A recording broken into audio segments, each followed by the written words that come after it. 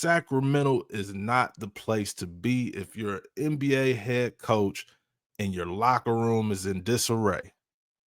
We look back to when Mike Brown was fired. The Sacramento Kings were struggling. They were 30 something games in. They lost the game at home at the Golden One Center. Mike Brown was on his way to the airport for a game, for a road trip. And on the way to the airport, he get a phone call. You know what happened?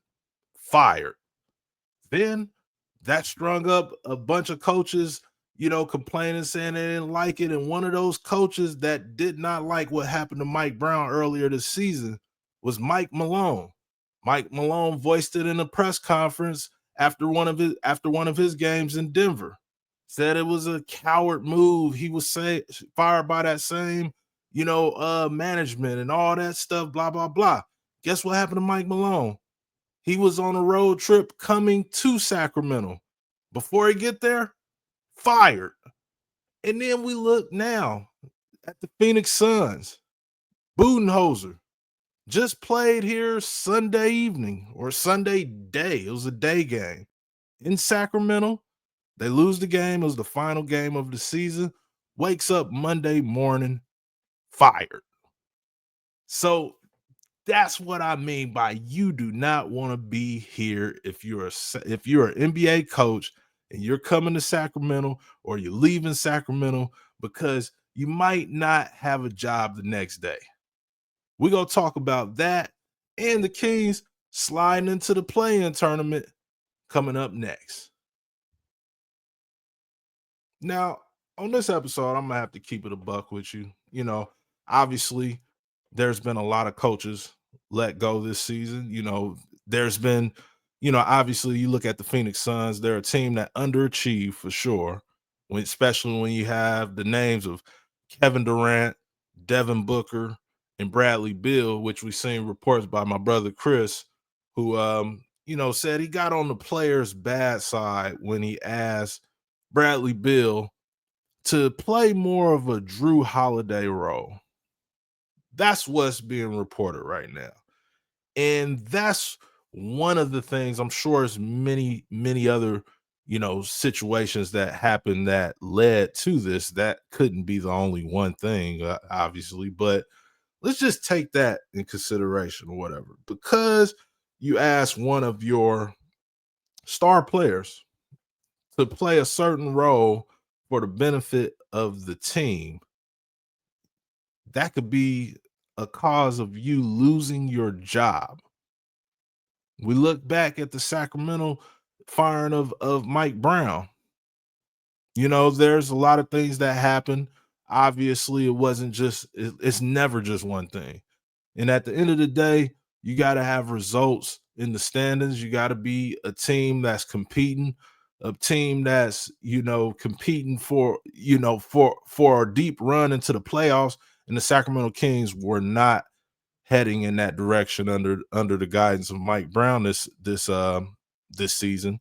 But there was rumors he rubbed De'Aaron Fox the wrong way. It was rumors that Domantas Sabonis wasn't feeling him, or whoever, Keegan, Malik, everybody, whatever. It's always rumors. I'm not saying any of them did or didn't or whatever, but that was the talk.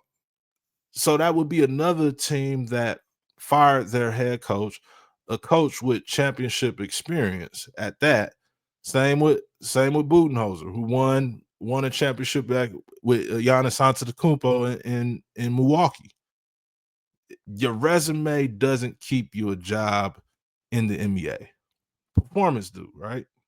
But then you look at Memphis and Taylor Jenkins. Memphis had a great year, even though they had a ton of injuries, like they kind of usually do. They were, they fought through injuries, and I think what they got 48, 49 victories in the season, and Taylor Jenkins gets fired right before the playoffs. They fall to the play-in, they fall to the AFC, but fired not because of this now, it's not even because of performance. You got wins on the record. You're doing what you're supposed to do. But they claim, there's reports that Ja wasn't feeling him. And then that leaves Mike Malone, one of the biggest surprises.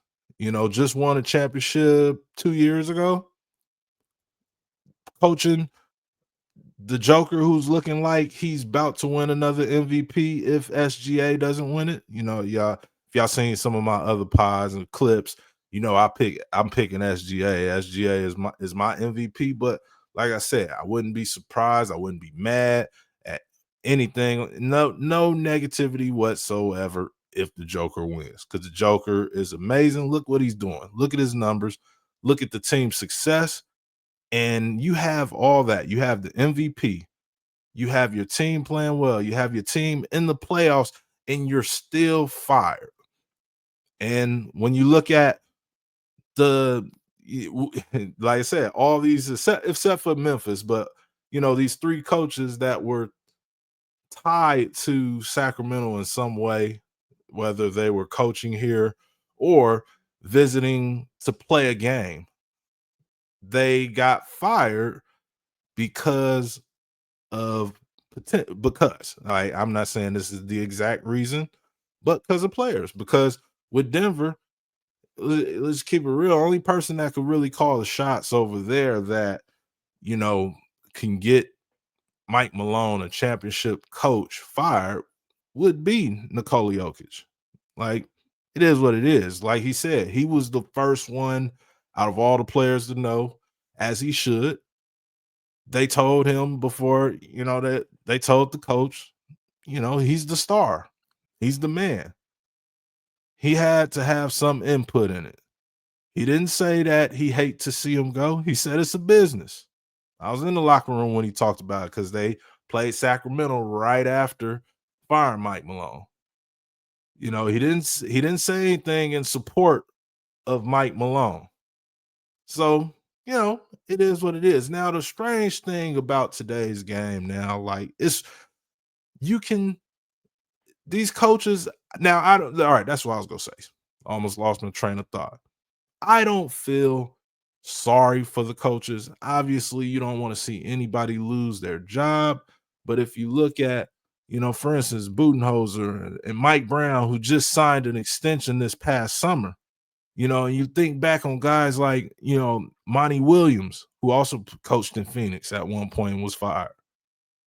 The way these coaching contracts are set up, as long as, sometimes as long as they don't pursue another coaching job somewhere else, the team still has to pay them. So I think I seen something where Budenholzer will get 10 million a year until 2029, as long as he don't accept any other coaching jobs. Now, you know, it sucks getting fired, but in the real world, you get fired. We thinking about unemployment. We thinking about, how are we gonna pay these bills? Budenholzer and other coaches, I don't know everybody's contract, but these coaches is at home getting paid, man. And I'm not mad at that. I'm sure they're not. Sure, they want to be coaching. I'm sure they want to be competing with their team and trying to win a championship. But I think they will be just fine if Bud is getting 10 million a year till 2029. Me, I'm sitting here right now on a podcast trying to figure out how I can make 1 million a year till 2029. I'm trying to figure out how I make 1 million combined each year into before 2029. So he's doing good. But in a basketball, we're talking basketball here. He wants to be coaching his team. The man didn't deserve to be fired for excuse me, when his team was doing the worst. Now, somebody has to get the blame. And all the time now, it's always the coach. And I don't think that's right. I think, GMs need to take a little more consideration and thought into the process of making these decisions. But at the end of the day, I ain't a GM either. But if you got money to throw away to fire a coach that you just signed to a big contract and for the future or whatever, hey, that like sponsor this podcast. That'd be nice. Just shoot me a little. I'm not expensive. I'm not expensive at all. Just shoot me a little something. But if that's what you want to do, you know, do your thing. Like I said, I don't feel sorry for the coaches. I wish all of them the best of luck. Hopefully their contracts are contracts where they're getting paid, still, because I think that's dope. I think that's the best job in the world. Give me that job any day. If I could stay home and make $10 million a year for sitting down, you know how big my back would be. Cause I would probably, I would get in the gym. I ain't got nothing else to do. I'll get in the gym. I'll probably be yoked. I'll probably be like 2000. If y'all those who know me, y'all know 2007, 2008 Mark Haynes. That was prime Mark Haynes. I was like, I'm yoked up. I'm yoked up. I'm ab. I'm like, I got the 10 pack and all that. I'm 38 years old now. I would get back to, well, I ain't gonna say get back because the bones and stuff ain't the same, but I would be working on getting back to prime Mark Haynes if I could just sit at home and collect a check like some of these coaches are doing. I think things need to change as far as I don't think you should be getting fired for coaching your team. It sounds like, I'm sure like I don't know the details of the different teams or whatnot in the different situations, but the stuff that's being reported is like, man, this is silly. Like I asked you to do this or I told you to do this and now I got fired. I lost the trust of the team. Like that's lame. I ain't with that. But at the same time, it is what it is. And good luck to those coaches. But again, like I said at the beginning of this podcast, if you are with the team that's struggling and the locker room is against you, you want to stay away from Sacramento because it might be your last day on the job. But there it isn't the last day on the job for the Sacramento Kings, who accomplished what most of us thought they would at least. I think when DeMar DeRozan first signed with the Kings, I think everybody assumed, and obviously that's when De'Aaron Fox is here and Kevin Herter and all those guys or whatever. But we assumed, I think most of us assumed that the Kings got better and the Kings would be a playoff team. And when I say playoff team, I mean in the top 6 at the end of the season. Nobody can tell me they when DeMar got here, we thought this team would finish the season 40-42. Maybe some it might be some expert out there who predicted that, but I think most of us, most of us normal-minded people thought this was a team that got better because you essentially it looked like you swapped Harrison Barnes for DeMar DeRozan. And DeMar, I think it ain't many people on the planet that would say Harrison Barnes is better than DeMar DeRozan. But maybe was he a better fit? Maybe. But it appeared that the Kings got better. They got off to a rough start. They underperformed just like Phoenix did, which theirs lasted the whole season, but things were going the wrong way. And I think even after the trade was made, midway through the season at the deadline, you get Zach LaVine, De'Aaron Fox moves on to San Antonio, Kevin Herter goes to Chicago, but you get Zach LaVine. And at that point, I don't think anybody had that high expectation of the Kings are going to make the playoffs. They're going to make the top 6, even though they had really, really good times, in the second half of the season. But I think when you looked at it realistically and, coming from, what happened, like everything that transpired, internally with the team, I think play-in was best case scenario. Now, when I say that too, I'll say this. I didn't think when I said there'll be a playing team, I didn't think they would be the 9th seed. I thought they would be 7 or 8. I thought they had a chance, but they went on just some massive like losing streaks and just it was long periods of times without lighting the beam. And I didn't see that happening. I forget what episode, but me and Jeremiah Samuelson and Leo Biaz on our other podcast, Three in the Paint podcast. Make sure you subscribe if you got a chance and want to hear us talk some shop. But I forget what I told Jeremiah as far as we was going back and forth about. Oh yeah, that's what it was. He said the Spurs. He thought the Spurs would catch the Kings, and I was like, you know how many games the Kings would have to lose in order for the Spurs to catch them? I was like, you know how many games they would have to lose? Like that means they go under 500. And little did I know that was on the horizon. That was coming. And it happened. They finished the season 40-42. I did not see that happening. I thought they would battle. I thought they would be in the running for the 7th or the 8th seed and make the play in.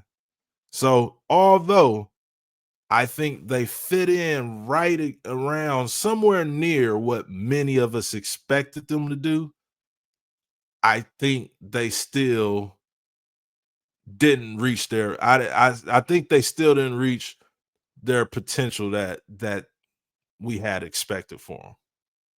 But the good thing is, like I asked Domantas Sabonis after the game yesterday, I asked him, does this feel like a fresh start? It's a new season. You got to win 2 games, 2 ball games to be in the playoffs. You can erase everything that's happened this season. You can erase De'Aaron Fox requesting a trade rumors. You can erase Mike Brown being fired randomly. You can erase De'Aaron Fox leaving in trade, Kevin Huerter leaving in trade. You can erase people being injured for weeks at a time and all that. You can erase Keegan Murray is not shooting the ball with just 2 good games. And I think it's doable. It's going to be tough for sure, but I think it's doable. And another reason I feel like it's doable is because I don't know if many of you watched that LA Clippers Golden State Warriors game, but that was playoff basketball. That was 2 teams that did not want anything to do with having to potentially play the Sacramento Kings or the Dallas Mavericks. It's not so much the Memphis Grizzlies, because when you're the seventh or eighth seed, you only got to win 1 game. You get 2 tries to win 1 game. So they know that's the Memphis Grizzlies. They're going to be a tough opponent, but the worst thing that can happen is losing to the Kings or the Dallas Mavericks, and not because the teams are bad. Like Ty Lue said when they came here and played Sacramento the last game, he was like, "Man, I think it's beat bull crap.